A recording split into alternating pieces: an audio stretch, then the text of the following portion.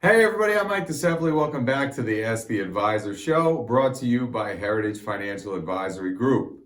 So Congress passed a big piece of legislation last week that's going to have a big impact on your retirement savings plans. And today we're going to talk about some of the changes that are coming our way and what they mean for your retirement. So first, what exactly happened? So Congress passed a piece of legislation, a new bill called the Secure Act. Okay, the Secure Act is changing retirement as we know it. There's a couple different things in this bill, some that we think are advantages, some that we think are disadvantages, but nonetheless changes upon us. So now is the opportunity to evaluate what these changes will be so we can plan and take advantage of some of the benefits here in this bill. So some of the things in this bill that will affect retirement.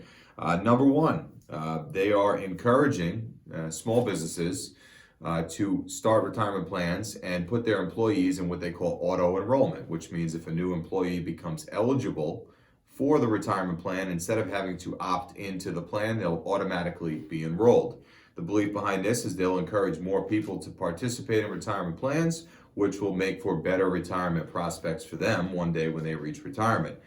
To do this, for the benefit for doing this for businesses, is they're going to get an increased tax credit on the business return if they put an auto enrollment feature in their retirement plan. So that's a change that we think is good. It'll encourage more people to save for retirement, and we certainly like that.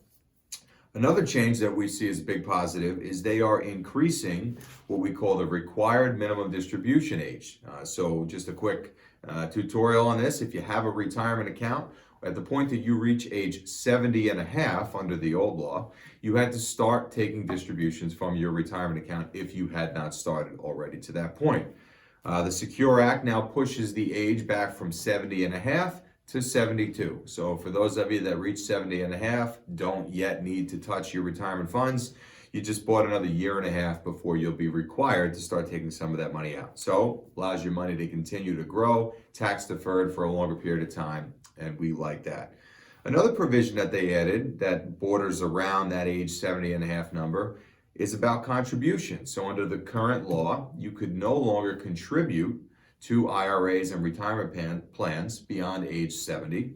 Then the new changes here will allow you to contribute well beyond those years if you're someone who has earned income. So as we look at the workforce here in America, we're seeing people stay in the workforce longer. They're working well, sometimes into their 70s, and now they'll no longer be penalized for doing so. They'll be able to make retirement contributions and continue to do so beyond age 70.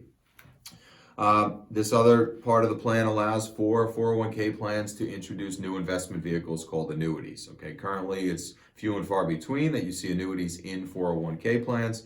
The new law will allow that, so it'll allow investors to use that option within their 401k allocations. We always encourage that you consult with a professional before getting yourself into any investment vehicles because it's important that you understand how they work. One change that we are not a big fan of in the new Secure Act is they're eliminating something we call stretch IRA provisions.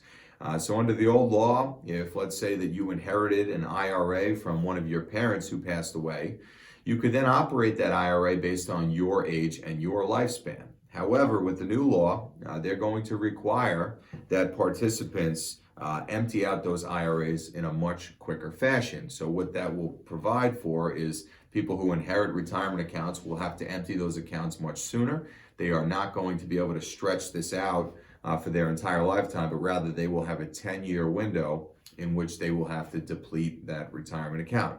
So, all in all, on balance, I see a lot of good things in the Secure Act, a couple things we like, one or two things that we don't like, but, anything that will move America as a country further along the retirement spectrum, helping more people contribute to their retirement, and therefore having a better return on life, quality of life when they reach retirement. We see that as a very broad and big change. So if you have any questions about the Secure Act, how it might affect your retirement plan, your retirement savings, we would encourage you to reach out to us. We have more information that we can share with you. We thank you guys for tuning in. We hope you're having a great holiday season. Merry Christmas, Happy Hanukkah, and with New Year's a couple days away, we hope you have a fantastic New Year's. We'll see you back next week.